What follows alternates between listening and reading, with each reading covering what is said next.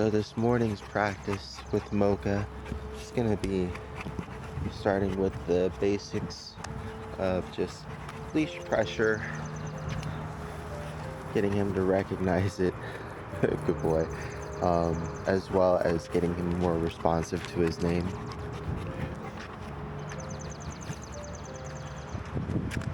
He's already been out on a potty break and had some fun with his friends. Now we have some beef liver treats. We'll see how well that does with his stomach and see if he likes it. He seems interested. That's a good sign. Well, maybe. What do you think, big guy? Yeah? Good boy. Yeah, there you go. Good boy. Okay. So right now I'm just wearing it on the front here in the pouch. And what we're going to be doing is when he redirects and responds to his name, boy, we'll go ahead and give him that reward. And usually for exercises like this, I like to preload, meaning I have the treat already in my hand. So that way when he does respond, I can quickly make that connection with that positive affirmation verbally that he just did the right thing, and then offer him that extra reward too.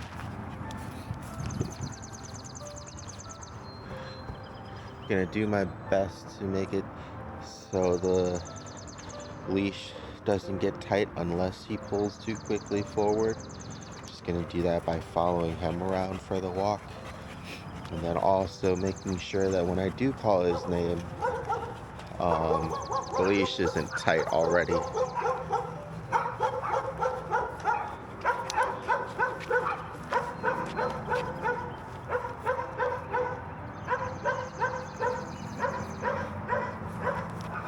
We'll wait until we pass these dogs.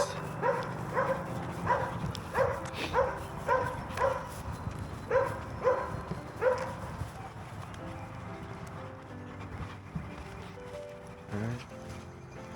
So picking up my pace. Now while the leash is still nice and loose, I'm gonna call his name Mocha. Good. Yes, up here. Good sit. Good job. Okay. In that instance, he more so responded to the pressure of the leash at the end when it pulled him back than his name itself.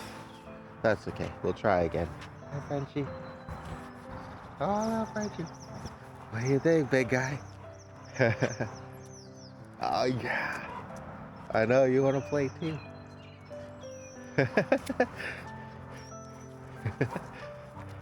So here, when he's really distracted and wants to go play with the dog, we'll try again. See how well it works. Mocha. Yes, good boy. Good sit. Very good. Good job, big guy. All right. So now that time we know that he responded off of his name because there was already continued leash pressure that he wasn't responding to. And the only the only difference there was the name being used. Good boy. And that time he responded to the leash pressure. Good boy. Yes. Good boy. So because I really want him to come back to me on his name, I'm saving the treats this time around mostly for that. If he does redirect really good off of the leash pressure too, I might as well, but I really want to try to get his focus on feeling extra rewarded this morning for listening to it and responding to his name.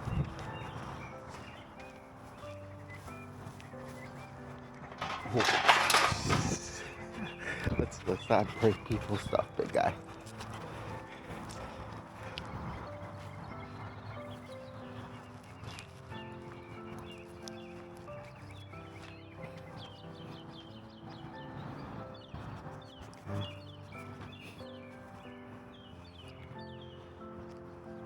And because we're going to be working on leash pressure later on, I'm trying this morning to make his walk on a leash that's loose as much as possible too. Good boy. Mocha. Yes, good job. Good boy. Good. When we already have something that he likes, like the treats for example, it makes things a little bit easier because you're not trying so hard just to peel his attention away from, say, the scents on the ground, as opposed to just kind of, hey, reminding him, if he focuses on us, that good things also happen. So right now, it's kind of a win-win situation for him. He gets the opportunity to go on a walk and smell and explore, but then he also wins by responding to his name by getting something that he likes. So it's not really necessarily, him having to make the decision between, do I get to smell something or do I have to listen? And sometimes making it easier for pups by generating that kind of win-win scenario makes it a lot easier, especially at first when trying to recondition behaviors.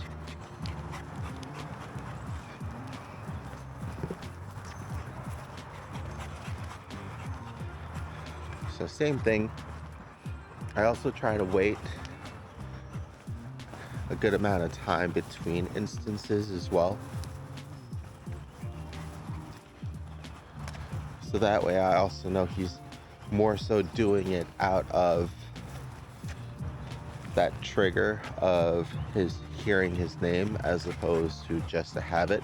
And sometimes it'll be good as well for him to just do things habitually, but especially for now in the beginning of the training process, I really want to pay close attention to what he's responding to, what works, what doesn't work, what needs improvement, what's going well, so that way we can make the proper adjustments during the training process. And then once we get the ball rolling, getting enough practice in that things become just easily a part of his routine or a good habit. Okay. So the leash is nice and loose, not really smelling anything. So I'll wait till the next clearing here. Mocha. Yes, good boy, very good. Good job, big guy.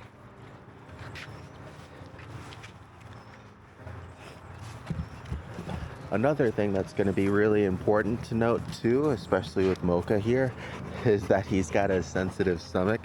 So I want to be careful when giving him treats.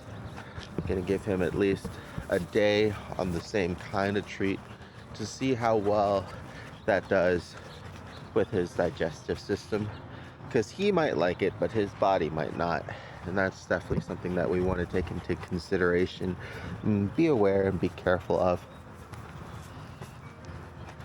So just using some leash pressure there so he doesn't keep going too far the wrong way.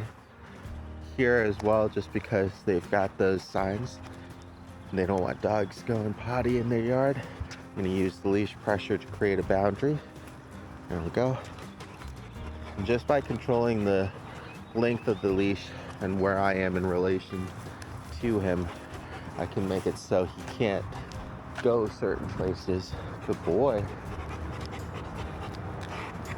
Good job.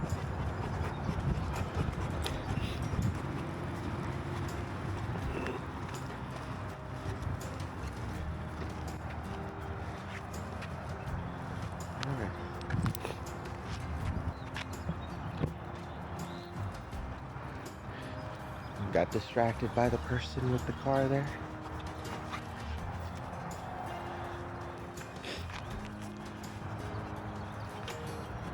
So we'll do one more example and then we'll go ahead and cut the video here.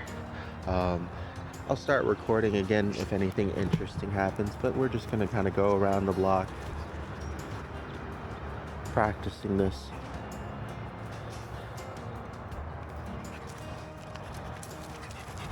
Good boy.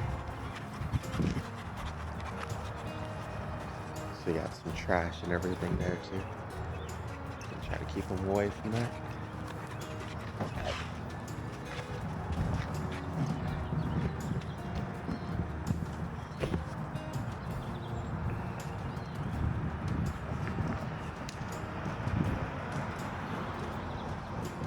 lots of distractions around. So especially at first, when he's still trying to develop a good response, I'm gonna look for moments when there are less distractions, or at least light distractions for him to kind of work through. And then as he gets better, then I'll use his name for times when he's more heavily distracted. Mocha. Yes, good boy. Very good. Good boy.